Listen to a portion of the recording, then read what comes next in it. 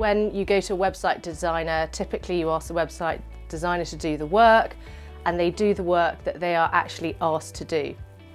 The difference is that I'm a digital marketer. So what I do is I look at how that traffic actually converts online.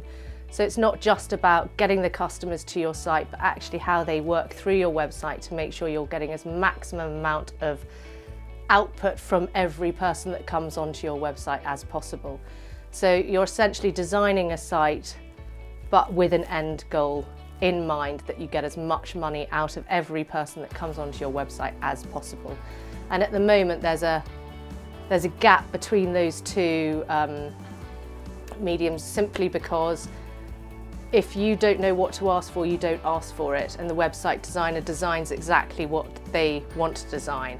So I'm essentially the gap between the two. So I work with website developers to make sure that we build websites that actually convert traffic.